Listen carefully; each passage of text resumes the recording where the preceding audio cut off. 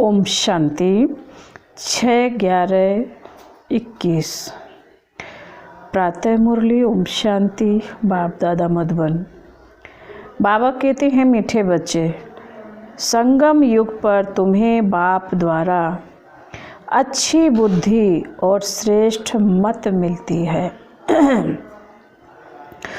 जिससे तुम ब्राह्मण से देवता बन जाते हो। प्रश्न है, तुम बच्चे किस मस्ती में रहो तो चलन बड़ी रॉयल हो जाएगी। बाबा का उत्तर है,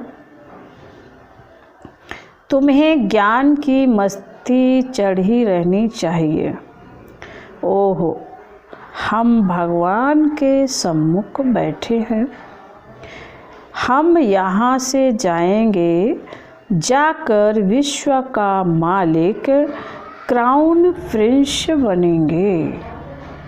जब ऐसी मस्ती रहे तो चलन स्वतः रॉयल हो जाएगी।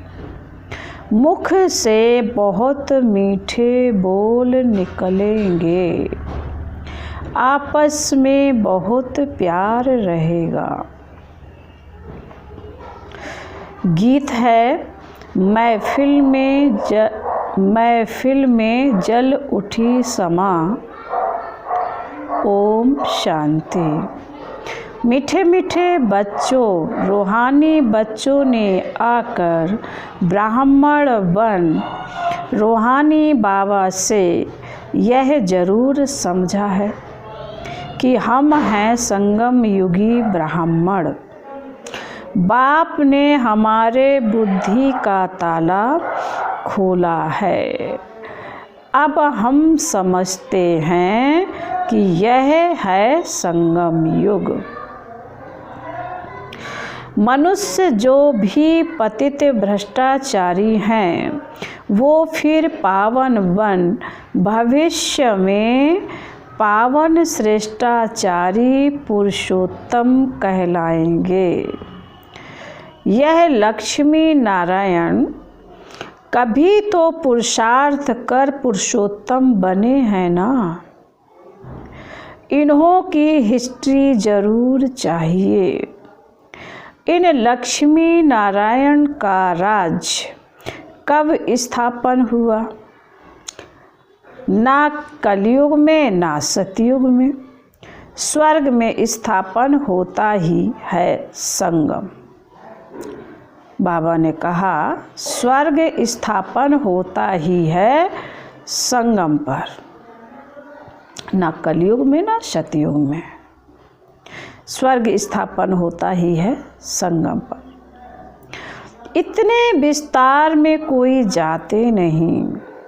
तुम जानते हो यह संगम युग है।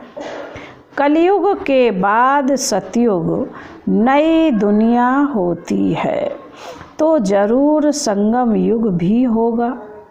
फिर नई दुनिया में नया राज्य होगा।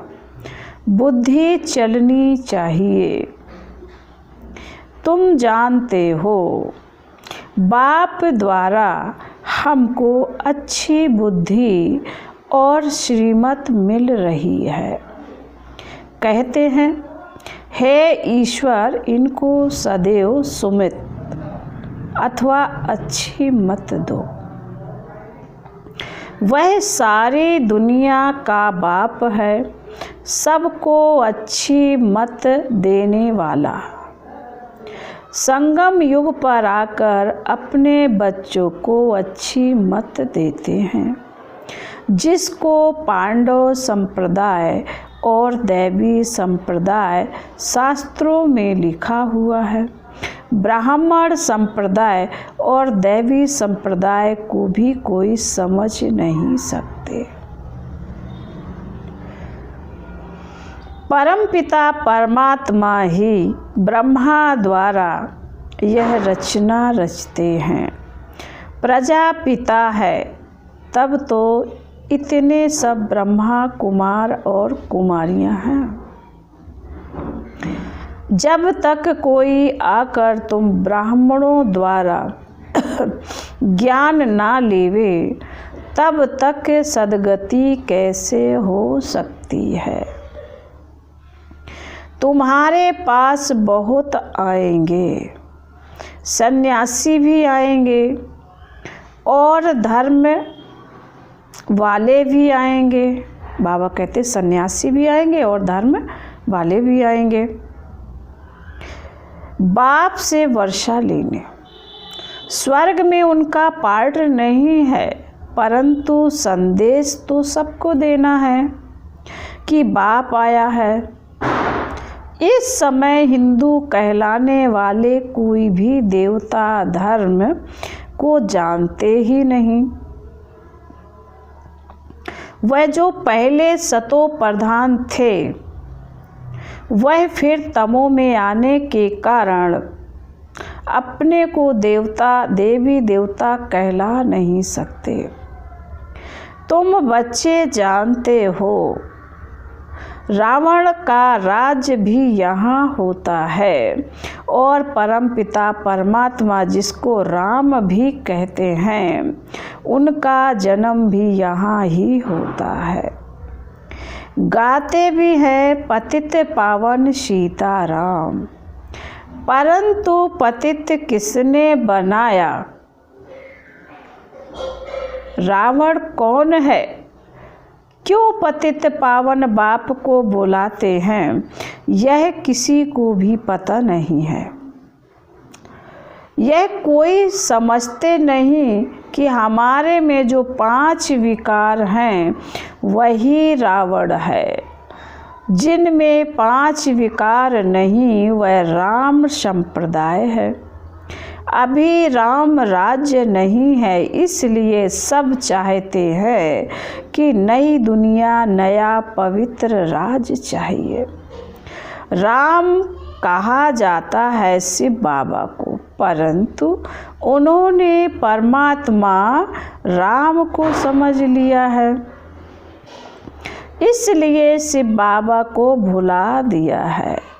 तुम समझा सकते हो कि राम राज्य किसको कहा जाता है। शास्त्रों में लिख दिया है कि राम की सीता चुराई गई। यह हो सकता है क्या कि राजा की रानी को कोई चुरा ले जाए? शास्त्र भी ढेर है। मुख्य शास्त्र है गीता। शास्त्रों में लिखा है कि ब्रह्मा द्वारा ब्राह्मण देवता क्षत्रिय धर्म की स्थापना करते हैं, तो प्रजापिता भी यहाँ ही चाहिए। ब्रह्मा को इतने ढेर बच्चे हैं तो यह है मुख वंशावली। इतने कुक वंशावली हो ना सके। जबकि सरस्वती भी मुख वंशावली है तो ब्रह्मा की स्त्री हो नहीं सकती। अब बाप कहते हैं ब्रह्मा मुख द्वारा तुम ब्राह्मण बनते हो, मेरे बच्चे बनते हो। तुम बच्चे जानते हो शिव बाबा की कितनी महिमा है।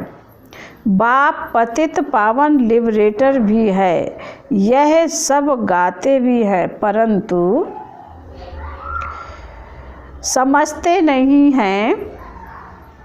इसलिए पहले बाप का परिचय देना है कि वह पतित पावन है, गीता का भगवान भी है और निराकार शिव बाबा है, तो जरूर आकर ज्ञान सुनाया होगा।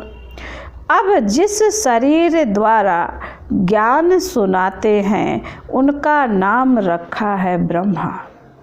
नहीं तो ब्रह्मा कहाँ से आए? ब्रह्मा का बाप कौन? ब्रह्मा विष्णु शंकर का रचयिता कौन? यह है गुहा प्रश्न। त्रिमूर्ति देवता तो कहते हैं, परंतु यह आए कहाँ से? अब बाप समझाते हैं।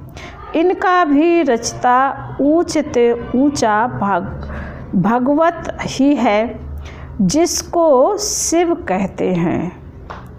यह 3 देवताएं लाइट के हैं। इनमें हड्डी मांस नहीं है, परंतु मोटी बुद्धि समझ नहीं सकते। इस पर समझाना है ऊंचे ते ऊंचा भगवान, वह ब्रह्मा द्वारा स्वर्ग का वर्षा देते हैं। गाते भी हैं मनुष्य से देवता किए करत न लागी वार। फिर दिखाते हैं विष्णु की नाभि से ब्रह्मा निकला। कभी नाभि से भी बच्चा होता है क्या? अब बाप बैठ सब राज समझाते हैं, परंतु जब कोई समझे ना, तुम जानते हो आत्मा को ही पाप आत्मा पुण्य आत्मा कहा जाता है। ऐसे नहीं कि पवित्र आत्मा सो परमात्मा है। परमात्मा बाप तो सदा पावन है। तमो प्रधान को पतित कहा जाता है। सतयुग में जब सुख था तो दुख का नाम भी नहीं था। मनुष्य को कह देते हैं स्वर्ग अभी ही है, कुछ भी समझते नहीं, परंतु अंत में आकर बाप से वर्षा लेंगे। तुम बच्चे ही जानते हो कि हम अपनी राजधानी स्थापन कर रहे हैं। विश्व का मालिक और कोई बन ना सके। विश्व पर राज सतयुग में होता है, कलयुग में सारी विश्व पर राज कर न सके, यह भी किसी को पता नहीं है।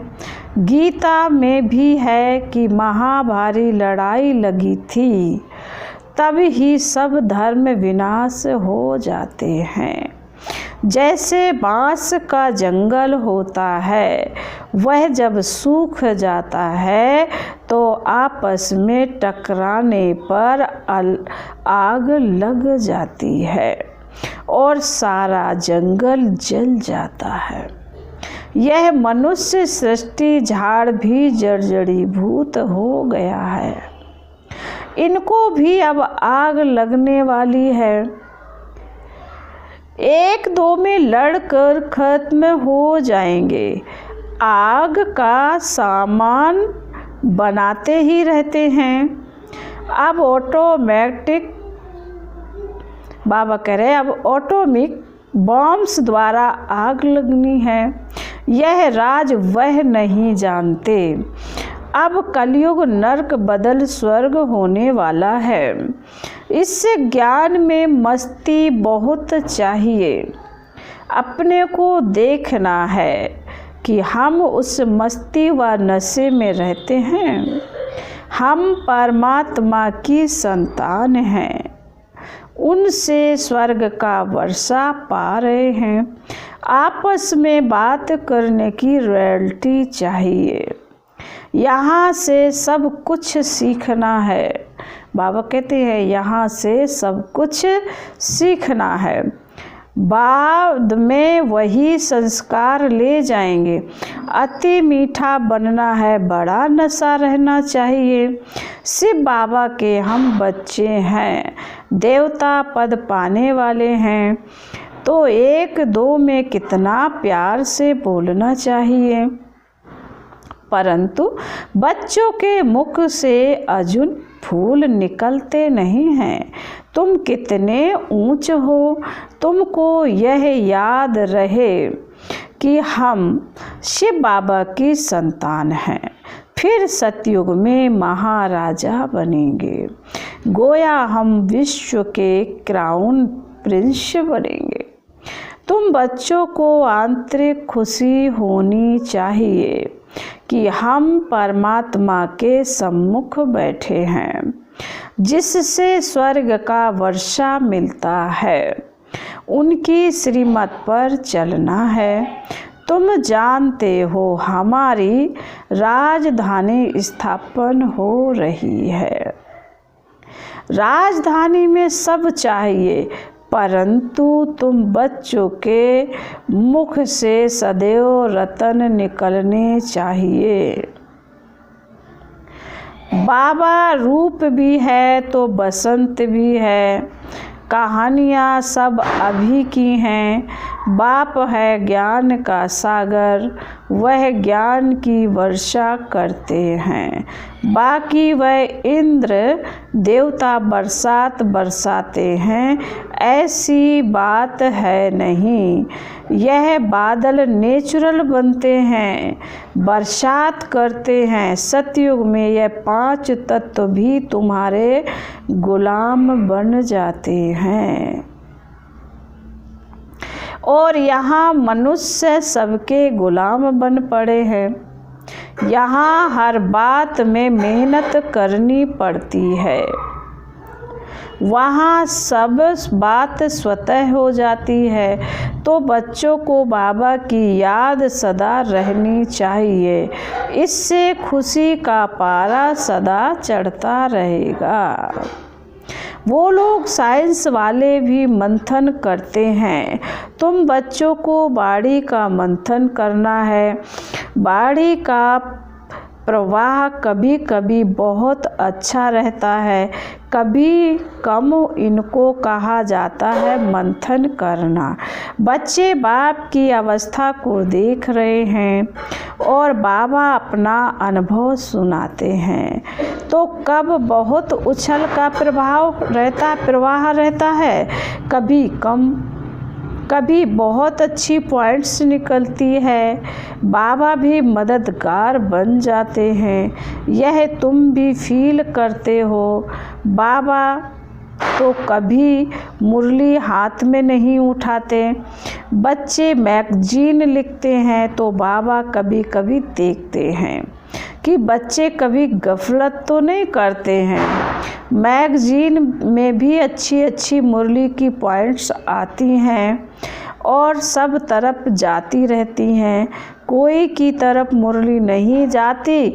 तो बाबा कहते हैं रचता और रचना का ज्ञान 7 रोज में समझ लिया है ना, बाकी क्या चाहिए। बाकी 5 विकारों को भस्म करने का पुरुषार्थ करना है, और तो कोई तकलीफ है नहीं। तुम बच्चे कोई के भी सत्संग में जा सकते हो सेवा करने। सेवा करने का भी उमंग आना चाहिए। जब सब धर्म वाले इकट्ठे होते हैं तो समझाना चाहिए कि हर एक का धर्म अलग अलग है। भाई भाई कहते हैं परंतु मिलकर एक नहीं हो सकते, यह सिर्फ कहने की बात है। बाप कहते मैं आकर ब्राह्मण बनाए फिर देवी देवता धर्म स्थापन करता हूँ। वहाँ दूसरा कोई धर्म रहता नहीं। यह वही महाभारत लड़ाई है। गीता में भी इसका वर्णन किया हुआ है। यह एक ही पढ़ाई है, पढ़ाने वाला भी एक ही है। ज्ञान जब पूरा होगा तो बाप कहते मैं भी चला जाऊंगा। मुझे कलयुग के अंत में ज्ञान सुनाना है, मुझे कल्प कल्प आना है। 1 सेकंड भी कम जास्ती नहीं होगा। जब ज्ञान पूरा हो फिर कर्मातीत अवस्था को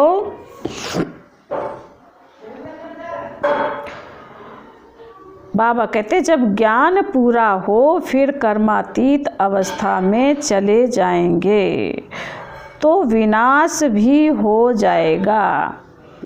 दिन प्रतिदिन तुम्हारी सर्विस बढ़ती जाएगी। यहाँ तो ना किसी में पवित्रता है, न दैवी गुणों की धारणा है। वहाँ पवित्रता का अंतर देखो कितना है। तुम अभी संगम में बैठे हो, यही पुरुषोत्तम युग है। अभी तुम पुरुषोत्तम बन रहे हो, परंतु वह जलवा, वह चलन भी चाहिए। कभी मुख से पत्थर नहीं निकालने चाहिए, रतन ही मुख से निकलने चाहिए। अभी तुम देवता समान गुलगुल बन रहे हो। गॉड आकर गॉड गॉडेस बनाते हैं। देवताओं को ही भगवान भगवती कहते हैं, परंतु ऐसा बनाते कौन है यह कोई जानते नहीं। तुम्हारी बुद्धि में पूरे रचता और रचना की नॉलेज है, फिर औरों को आप समान बनाने की जवाबदारी है। बहुत आते रहेंगे स्वदर्शन चक्रधारी, ब्राह्मण ही बनते हैं।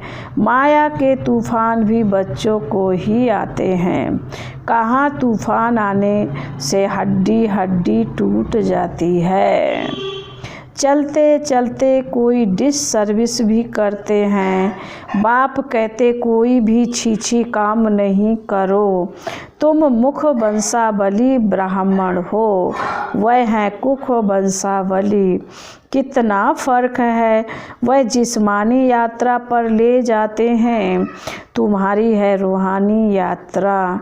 तुम बेहद के बाप से वर्षा ले रहे हो। यह भी किसमें अक्ल नहीं है जो समझें कि वह भी ब्राह्मण, हम भी ब्राह्मण। परंतु सच्चा ब्राह्मण कौन है? वह ब्राह्मण अपने को ब्रह्मा कुमार नहीं कहला सकते। तुम अपने को ब्रह्मा कुमार कहलाते हो तो जरूर ब्रह्मा भी होगा, परंतु उनकी बुद्धि में यह बातें आती नहीं। जो पूछें बाबा कल्प कल्प तुम बच्चों को आकर यह बातें समझाते हैं कि तुम ब्रह्मा की औलाद ब्राह्मण सब भाई बहन ठहरे, फिर वह विकार में कैसे जा सकते हैं? अगर कोई जाते हैं तो ब्राह्मण कुल को कलंकित करते हैं। अपने को ब्रह्मा कुमार कुमारी कहला कर फिर पतित हो नहीं सकते। अच्छा, फिर बाबा कहते हैं मीठे मीठे शिकिल दे बच्चों प्रति माता पिता बाप दादा का याद प्यार और गुड मॉर्निंग। रूहानी बाप की रूहानी बच्चों को नमस्ते। हम रूहानी बच्चों की रूहानी बाप दादा को याद प्यार गुड मॉर्निंग और नमस्ते। ओम शांति ओम शांति ओम शांति। धारणा के लिए मुख्य सार बाबा पहली पॉइंट में कहते हैं, बाड़ी से जो सुनते हैं उस पर मंथन करना है। पुरुषोत्तम बन रहे इसलिए चलन बड़ी रॉयल बनानी है। मुख से कभी पत्थर नहीं निकालने हैं। नंबर 2, बहुतों को आप समान बनाने की जवाबदारी समझ सर्विस पर तत्पर रहना है। कोई भी छीछी गंदा काम करके डिसर्विस नहीं करनी है। फिर वरदान है, बहुतों को वरदान है। बाबा कहते फिर एक रस स्थिति द्वारा अतीन्द्रिय सुख की अनुभूति करने वाले सर्व आकर्षणों से मुक्त भव। वरदान का स्पष्टीकरण है, जब इंद्रियों की आकर्षण और संबंधों की आकर्षण से मुक्त बनो तब अतीन्द्रिय सुख की अनुभूति कर सकेंगे। कोई भी कर्मेंद्रिय के बस होने से जो भिन्न भिन्न आकर्षण होते हैं वह अतीन्द्रिय सुख व हर्ष दिलाने में बंधन डालते हैं। लेकिन जब बुद्धि सर्व आकर्षणों से मुक्त हो एक ठिकाने पर टिक जाती है, हलचल समाप्त हो जाती है, तब एक रस अवस्था बनने से अतीन्द्रिय सुख की अनुभूति होती है। स्लोगन है, अपने बुद्धि की लाइट सदा क्लियर रखो तो एक दो के मन के भावों को जान लेंगे। ओम शांति।